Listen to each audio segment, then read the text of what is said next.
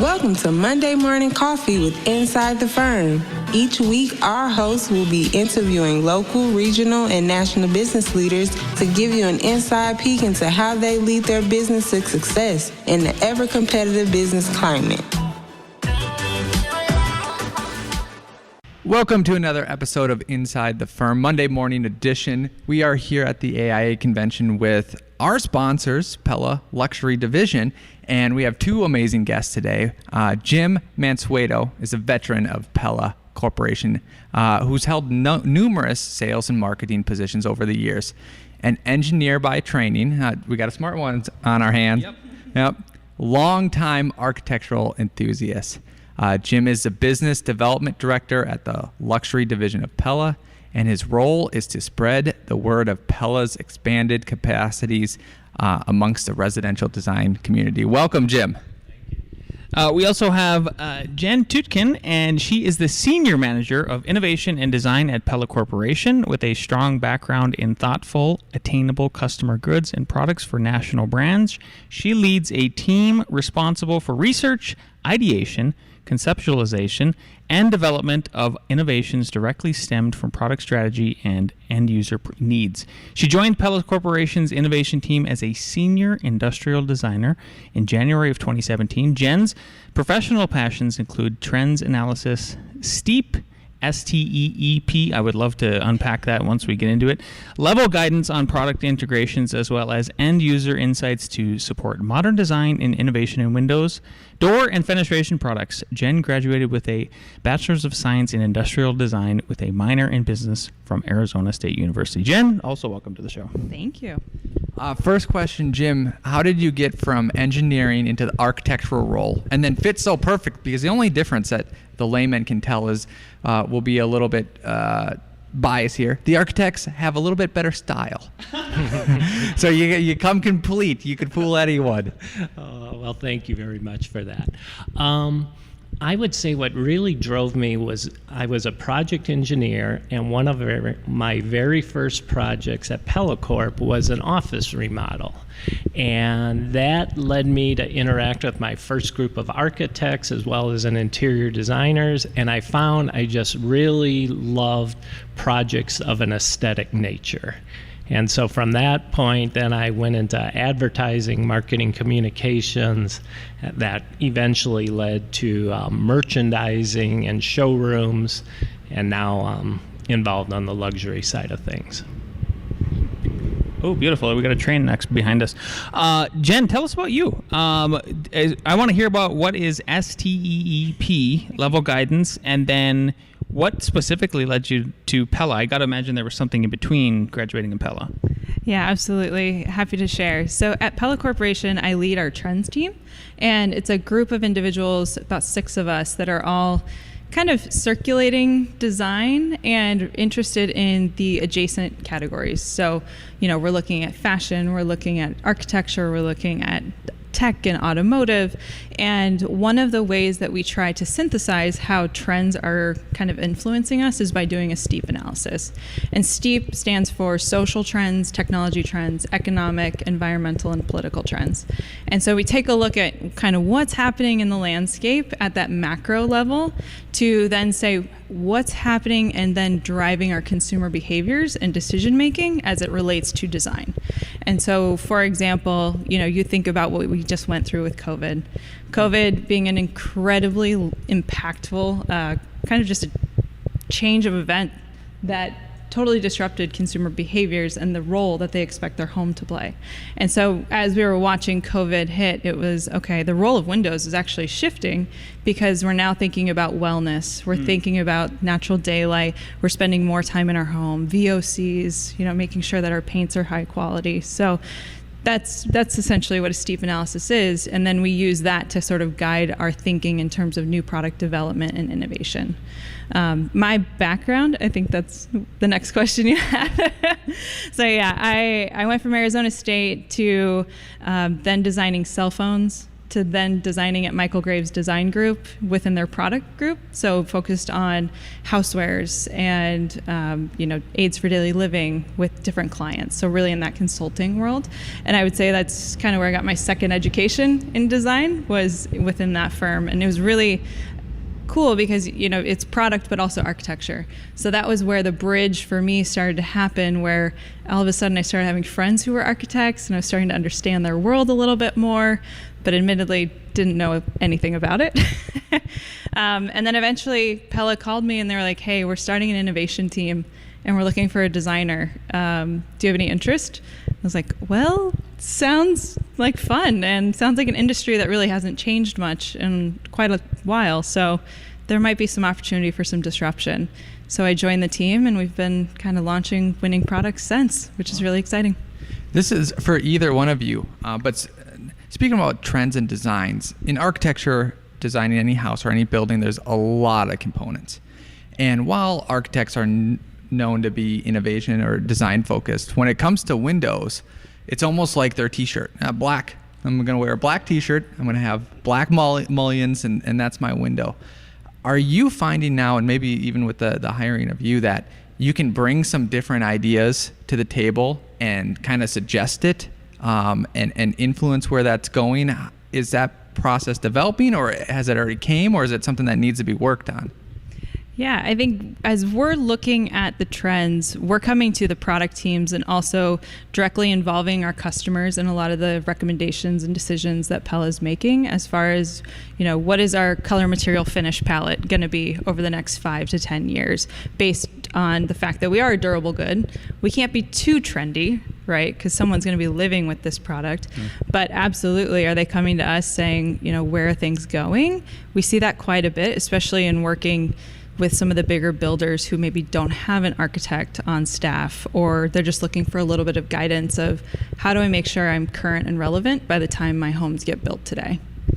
Well, if you had to put a percentage on it, and I realize this is difficult to do, but I'm always curious. So like a lot of the folks that we were talking to earlier, specifically with ArcCat, and they're talking to building manufacturers all the time, right? And they're trying to get the building manufacturers' products in front of architects. And one of the most interesting things I heard today in one of the conversations was, it seems really obvious once it's stated, and then you're like, oh, well, it seems so obvious, but they really weren't asking this question. And the question is, like, they would go right to the architects and ask them, like, how are you even getting this information in front of you from manufacturers, right? So are you guys, like, what percentage is what you guys are putting out there driven by, whatever software you're using to do this steep analysis? I'm curious about that, but like, what percentage is it just like, well, we analyzed house and the search trends for black on black windows is like through the roof this year, so now we're going to do black on black windows, versus like architects actually trying to specify things that just don't exist? That was a long question. I'm sorry. That's how I operate. You're good. I'll try and break it down a little bit. So when we're running a steep analysis, it's actually not driven by technology. That is humans who are sitting in a room debating with, here's the headlines I've seen, this is what's trending right now. And some of that is, SEO. What are we seeing on the internet that people are actually searching for? And so that is helping sort of that decision making, as well as looking at existing sales and the regions of those sales to understand, are we continuing to see the trend, or is it dying off? Are we seeing something rise up? And that's how we're kind of making that call. But I feel like there was more to your question that I might be missing. No, that was perfect as far as the software. And I was just curious. I was wondering if you guys had some kind of software that I've never heard of. But the other part was like, okay, how often are you guys either going to architects and just directly going to them and asking, hey, like, what are you wanting to spec that we don't have? Okay. Versus an owner coming to the architect, and then it filters up that way. Yeah, I think for us, we have a lot of sales team members who are in the field constantly talking to the architects. And so we're looking at a feedback loop all the time of what are people asking for that maybe we don't have. And sometimes we see that, like right now, in natural wood finishes. So especially on the interior. And then, sometimes we also see projects where they want wood-looking windows on the exterior. But we all know kind of the complications of having wood on the exterior. And that's where, we start to look at, are there technologies that can give that appearance, but maybe have the durability and quality that people are looking for? And that's kind of that front-end development that we're working through. Did you add? Yeah, and I just want to say that on the luxury division, we tend to be working with some of the nation's top residential architects who are really designing homes for that top 1%. So there's a lot of trends that start at that upper level and then trickle down. So our luxury team will meet with the trends team and say, hey, this is what we're seeing out there, and be aware this may be coming. So. I have a two-part one, but it will be more simple than Lance's. So, question one is, what are you seeing as the trends? And this doesn't have to be on the cultural setting, but on that luxury setting on the design side. Is it more metal-based, more wood-based, more? What is the design trend there? And then the second part of the question is, I almost want to pivot to what are the innovation coming out on not the design side, but the engineering or what a window can do, and that whole topic that we can dive into. I'll try and answer this two ways, because for one aspect, we were seeing the move, obviously, to very contemporary houses, which demanded larger windows, narrow sight lines, where, the first question an architect would say, how wide is this common mullion? Oh, 2.5, can you make it narrower? So we saw that. And then as the windows got bigger, what we're seeing is a lot of push to automation. That as these big lift and slide doors got heavier for whether it was elderly people or their grandchildren operating these doors, we saw many more requests for, hey, can we automate these units? What can we do? Or if we're having a party and we want people to flow from the kitchen right out to the pool area, but not necessarily go through the 3 season rooms, how can we have this unit drop down into the floor and disappear altogether? So a lot of it's very James Bondy, but we're doing more and more of it all the time. That kind of answers both questions in once. What's this trend coming from the higher end and the technology? Is that on the luxury side, is that the hardest thing to solve? Is it more, hey, we want the thinnest mullions, or is it more now becoming the technology that's embedded into it? I'm sure security has some play with some of these clients too. How much are you now getting into the technology side rather than, hey, here's a piece of glass, put 2 pieces of wood or wood and metal on the side and plop it in there? I would say the technology is part of it, and it's evolving as far as when we started doing, like, say, drop-down units, they were hydraulic, and now there's electronics out there that are smaller, lighter, can be hidden in the wall easier. That's one thing.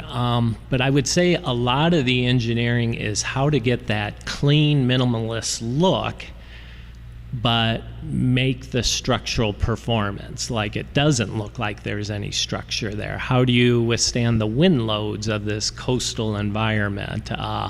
But by having a 2-inch wide mullion, that's always the challenge, is how to make it look effortless, I guess is the way they describe it. Go ahead. Do you have something else? No.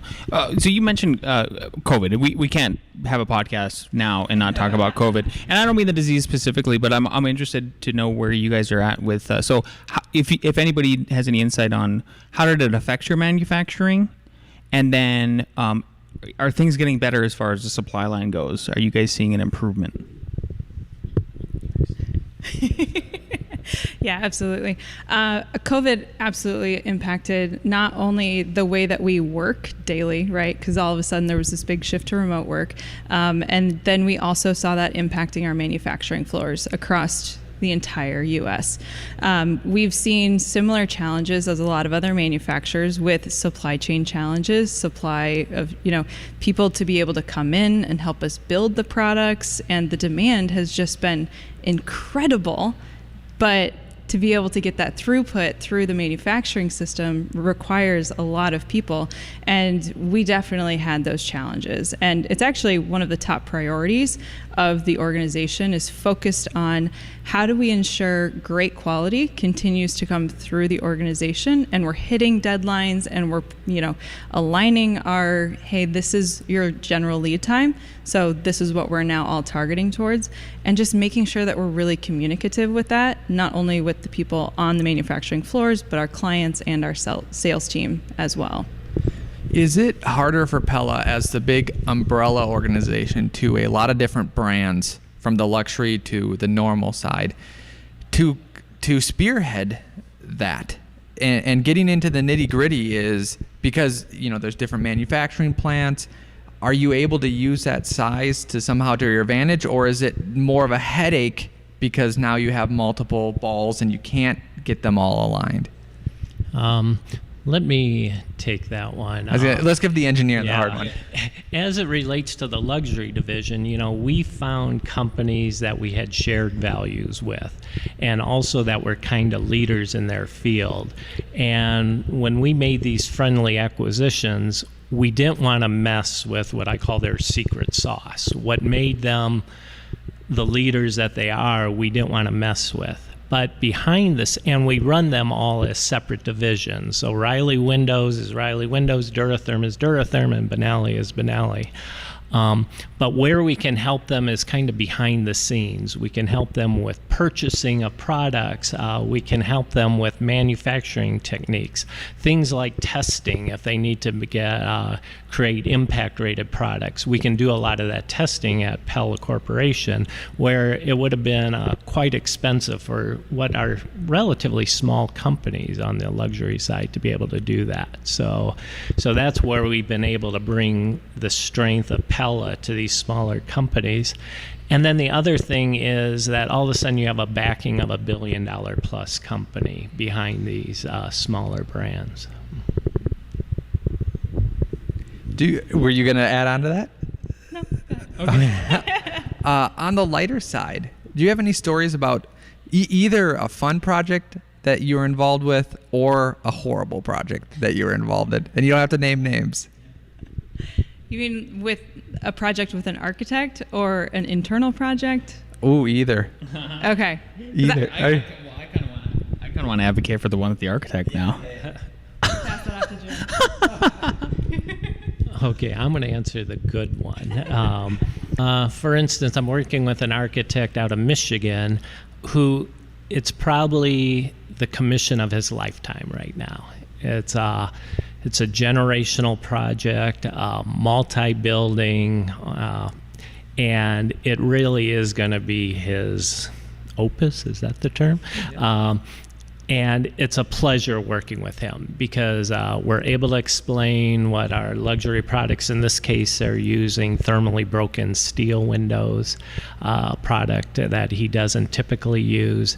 And it's just a pleasure to be able to introduce him to our Riley team. Our Riley team tells him what's possible, how we can customize for this project. And the architect is thrilled. We're thrilled to be a part of it, and it's just great, great fun. So, I feel like steel is one of the coolest looking windows, but the most expensive, which doesn't make sense to me because, and you can correct me if I'm wrong, I feel like there's more aluminum windows than steel, but per ounce, aluminum is more expensive than steel.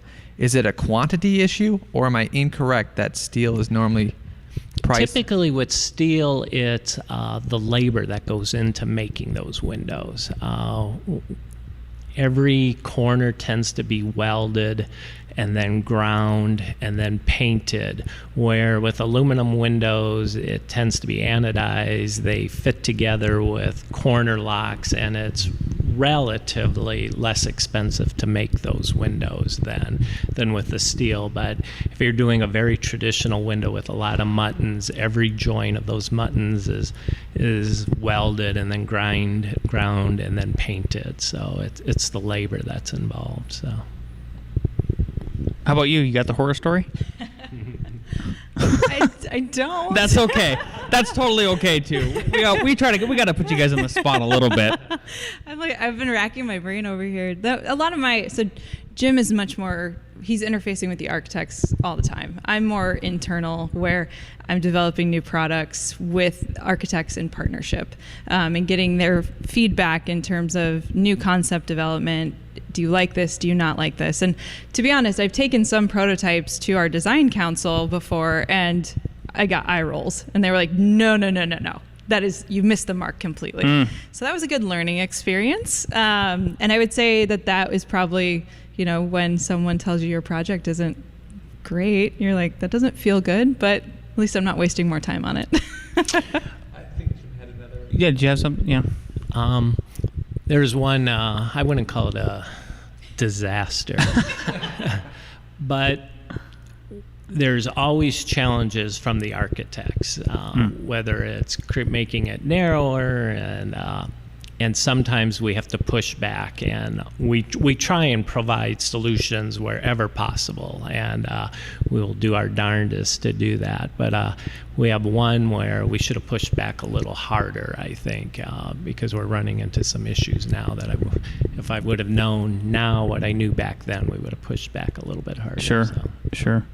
So Jen, you mentioned we talked about COVID in the manufacturing sector side of things with Pella, but then you mentioned about like the work environment and that everybody went remote for a while.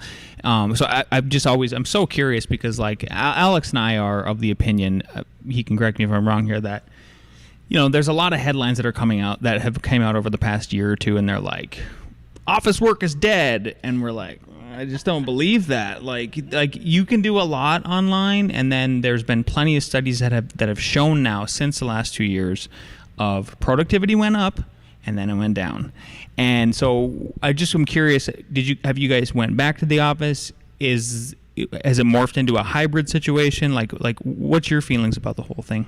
Yeah, I guess I'm speaking on behalf of Pella Corporation, but the way that they're approaching it is a hybrid solution at this time. The office is open for individuals to come in and work at their desk or in a collaborative space or come in for a large meeting. But we, similarly to a lot of probably creative teams, if you're working on physical product and you're collaborating and you're brainstorming and ideating, Miro's a great tool that we leveraged when we were all remotely, but there's still something to be said for that in-person interaction. Now, one of the interesting things is, because we're a large manufacturer, we have a lot of off-site manufacturing too. So we've actually been in a remote situation for quite some time, because if you work at a plant in Kentucky or in Oregon, and you're talking with the engineering team at Pella, that's still remote work, but maybe we didn't think about it like that in the past.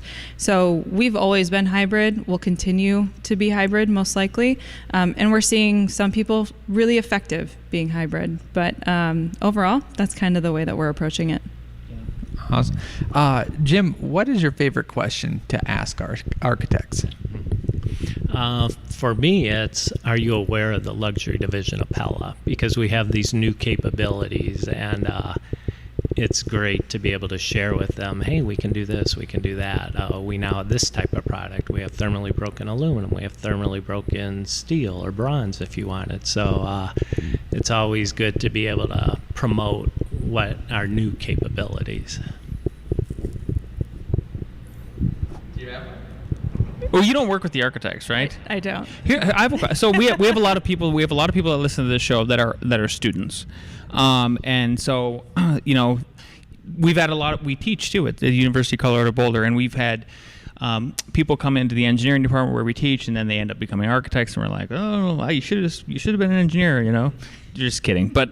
Then they kind of go back and forth, or they do like a multidisciplinary one. So I could see people listening to this show and going, well, I've never thought about, like, maybe I could design windows. Like, what was your experience Did your industrial design background, education wise, actually prepare you for specific window designing, or does a lot of it come on the job training? I'm so curious about that. On the job training, 100%. I went to school with a bunch of talented individuals who've ended up in sneaker design, car design, housewares, house goods. I don't think anyone in my class was like, Windows. Yeah. Designers could work on Windows. And even my own career path, it was, housewares, cell phones, etc. And when Pella called me, I was like, isn't it just glass and like 4 pieces of wood and it opens? And then the more and more I thought about it, I was like, I'm a daily user of Windows, whether it's passive or active. And admittedly, I've had a lot of bad experiences opening doors or having my windows, painted shut by your super great landlord. And as I thought through that, I was like, I also have this passion for designing for all, so accessibility when it comes to design. And if you think about, for example, the casement window, cranking that window open takes a lot of time. And I imagine, my grandma trying to open it, or you imagine a mom who just burnt popcorn who needs to open the window with a baby on her hip. And you're like, that's so clumsy, right? And it's those unmet consumer needs that people aren't necessarily articulating. But if you use the design thinking process on a project like that, you can come up with divergent ideas that can eventually solve for that. And that's honestly how our latest innovation, the Easy Slide Operator, actually came to market and came to be. And that was a big project of, 3 years at least in the making. And we launched it, and we're seeing incredible success with it so far. Can you kind of go into detail? What is that system? How does it work? What's so unique about it? Yeah, I'll have to show you guys downstairs. There is one. So we eliminated the crank because when we talked to consumers, they were telling us we don't like the look of cranks. They're clumsy. They break all the time, XYZ. And so we challenged ourselves to say, is there a different way to open a casement and awning window? Just take a step back from the mechanism, take a step back from what we know. And we came up with a concept of having this little tiny knob on the side of the window, the jamb, and you can slide it up and down between 12 and 18 inches with less than 5 pounds operating force. So it's an ADA compliant solution. It's very simple, very minimalistic. So back to Jim's point on contemporary design, we saw that coming in the trends of the luxury division, and we said, how do we make a casement or awning more contemporary? And so you just unlock the window, you slide the knob up and down, the window opens and closes, and it's really, really slick. We just launched it, probably a year ago at this time. You haven't seen it? I gotta get in front of you. Yep. It sounds really cool. I have since I have your attention. Yes. Fall protection on a lot of windows is terrible. So I don't know if you've already solved that or not, but if not, then you have your next thing to work upon. Because if you have to install it after the fact, and if you don't do it exactly right, you have to call in the professionals, and it's crazy. So I don't know if you've dived into that or if it's on your list of to-dos or not. It is a problem we've heard about, and it is in our pipeline for sure. Beautiful. How does so once you guys go from you talked about this 3-year process of ideation, design, and then do you the designers get to see the prototypes and then touch them, feel them, and then get the feedback, so you have this tangible feedback loop going? Absolutely. Yeah. Within the innovation process, or even the new product development process, we're trying to uncover those unmet needs and then ideate around those. And then our teams, so the designers and the researchers, are working hand in hand with the innovation engineers or the R&D engineers and building those prototypes. And it could be honestly anything from, some Legos with a little rotator and you see it kind of actuate, all the way to really sophisticated prototypes where you have machined parts, milled parts, and it really is a look like, feels like high fidelity prototype. But for our process, we like to engage our consumers and our architectural community, our builders and our installers to understand if what we're working on is actually meeting their needs or exceeding their expectations as it comes to product design and development. And so we have kind of stage gates in our process to say, yep, time to go back out. Let's go get the voice of the customer. And then we'll kind of sit around, hear them, share their prototypes with them. They'll be hands-on with it and give us very candid feedback. And so we bring that information back in and we use that to make an improvement, or honestly sometimes kill the project altogether. Oh, wow. So it's helpful in our decision making, because what's the point of designing and building something that no one wants? It's kind of just wasted resources, it's wasted time, effort, and no one wants that. So it's way more fun to see something launch and then people get excited about it. Yeah, I'm sure. Yeah. Okay. Very cool. Thank you for answering that sort of insider question, Jim. There's one aspect of things I'd like to visit, because we've talked about very contemporary architecture, but for the classicists that are out there, very traditional windows are a huge part of our business, and what we try and do is improve on the function of the originals. So when you think about double hung windows on the luxury side, we will do improved weight and chain double hungs or triple hung windows. And if you've ever operated a weight and chain double or triple hung window, they just work so beautifully. So when Jenn talks about ADA, with the lift of a finger, these sash are weighted and move up and down. But then we're able to improve them with glazing, simulated divided lights, much better weather stripping than the originals might have. So that's a big part of our business too. Or push out casement hardware, where it's a very simple old style hardware, but has been improved for today's performance needs. So you're not satisfied with like getting a couple fingers and then just like lifting with your legs and then squeaking and scratching the sides? Right. It's not you. Lance and I, one of the last times we were at a conference, I swear you were there, but maybe anyways, it was right before COVID, and we were talking to an economist. And we said, hey, everything's going good, but I feel like there should be a crash happening. What's your prediction for the next recession? And he said, government spending's good, consumer spending's good, everything's great. Because Lance and I were always, there's cycles and intuition. And everything should be good unless something crazy happens. And then COVID happens, so something crazy happens. So what I'm asking is, can you predict the next unpredictable thing that's going to happen in Windows? Or how should talk about forecasting, or do you think about that? And what are you thinking about when you're thinking about the future? If Jenn and I had that crystal ball, even though we love our jobs, would we still be at Pella Corp? But as a sales team, we're always talking about, what are you hearing out there? Are you seeing any effects? Are you hearing of any projects going on hold? And like at the start of COVID, at first we had many projects go on hold because people were scared.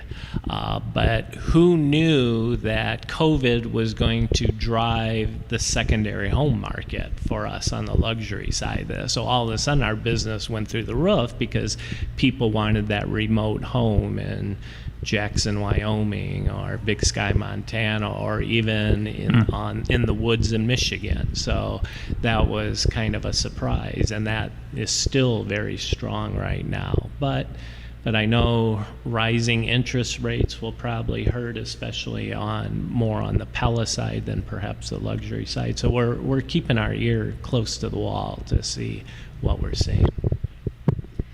Yeah, and I think it may not necessarily be like a product piece that really becomes this big disruptive, innovation in the future. But if you think about with COVID occurring and all of the online e-commerce transactions happening, I mean, people are buying homes without even seeing them, right? Yeah, my wife's a realtor. She's been giving virtual tours via her phone from people like in Texas and moving to Colorado. It's mind blowing. Yeah, and that's a huge investment. Cheap. Like $900, $1 million, like that much. Yeah, it's and crazy. so I think that trend is more so what we're likely to see stick around in terms of digital purchase experiences and digital experiences for the trades, for the installers, for our homeowners to buy replacement windows online. Like Pella just launched an e-commerce platform where you can actually buy a window, 1 or 2 windows online, and it can get shipped to you or your local branch for pickup. And it's very new, very different for a window and door manufacturer to do that, and we're the first ones to market to be able to bring something like that. I think that's huge, because I don't tell people I'm an architect when I'm having trades come in, because I don't want them to be wise to what I know. And I had a Home Depot rep tell me like, "Oh, you don't want these windows. It wasn't Pella. You want these other windows." And then he's like, "These need to be tempered," and I was like, "They don't, and I know why." And that window is a better window than the one you're suggesting. And it's so hard to sometimes break the barrier. And I know those barriers are there for a reason, because you could get inundated with customer calls, and now you need to do a support staff and stuff like that. But speaking of the bigger trends, I think you're absolutely correct. People are now buying cars. Tesla reservations that no one knows what that truck's going to look like. It's just going to show up, So it'll be interesting how you can balance that, because I would almost encourage you to keep that. It's just, how do you balance all those inquiries? But it's definitely where the market's going. And I love that, because now I can just buy what I want and then just hire a crew or put it in myself. Yeah, absolutely. And I think what's interesting is, with a car, it's SKU based, right? Like, you kind of know what you're going to get when it shows up. So that's exciting. You can do all the virtual tours, stuff like that. What's interesting about kind of our world is that the product is still a physical product. And so people are still going into a Lowe's. They're still going into one of our sales branches to get that hands-on experience, to try and understand, what's it feel like, to Jim's point? Is it an easy to open window? Is it hard? Do I like the detailing? What's the hardware like? What are my options? But being able to give someone that option to buy it online is also really, really powerful. And to your point, we don't see it going away. We've seen incredible kind of uptick on people welcoming, yeah, I do want to buy that online. We're like, all right, this is cool. So we ran it as a beta first. So innovation started kind of small. We learned in some little markets, and then we rolled it out nationally. So I invite you to go to our e-commerce site. Where would they go, actually? Like, do you know the address? Can I put you on the spot? I believe you just go to Pella.com, okay. And then there is a homeowner section, and then there's a pro section. Beautiful. Yeah. We're coming up on the 45 here, and we have some cocktails later, right? So a question that Alex and I like to ask everybody at the end of an episode when we have guests on is, and so the question is for both of you, please answer individually. Knowing what you know now, and if you could go back in time to when you first started at Pella, what is one piece of advice you'd give yourself? Stumped ya. Gotcha. You got. For me, it would be being as knowledgeable as possible on the product, so I can be a good resource for the design professional. So they typically have very specific questions. They might be on deadline, as you guys can relate. I have a client meeting tomorrow, and I need to know how this detail would be able to work. And I'm much better now, after a few years of calling on architects, having that under my belt. But being as knowledgeable about the product would be important, I'd say. I think for me, I came into it assuming windows are windows, doors are doors, and very quickly started to understand the incredible amount of technology and engineering that has gone into these products over the 100 years that at least Pella's been making them, and why all those decisions were made. Because I, probably similarly to just a lot of simple consumers, were like, oh, I go to Lowe's, I go to Home Depot, I might go to a show. But the amount of range that actually exists in buying windows and doors, and the different ways they can open, the different technologies they can have, the amount of options you truly have in this space, from our vinyl product all the way to Jim's world and luxury, is honestly mind-blowing. Like, I had no idea there was such a range. And when Jim talks about product that drops into the basement and just disappears for your ocean view, I didn't know that existed. And so for me, it's one of those areas of the home that is, kind of defense first. It's your view, but it truly is what illuminates your space and makes it beautiful. So the lighting within your room, the lighting design, becomes an incredibly critical factor as you're thinking about space, designing space, and putting products in there. Where should people go if they want to learn more, dive deeper, get into the weeds, is there a couple different websites? What's the best way to get a hold and Yeah, Pella.com is the best place to go. You can get to the luxury division through Pella.com. There's a little button at the top, but that is where we would definitely recommend you go to learn more. Beautiful. Well, thank you guys so much for your time today and for helping sponsor the show. We couldn't bring your message and a lot of other people's messages, including our own, to a wider audience if it wasn't for Pella Luxury. So we just love you guys. Thank you. It's our pleasure.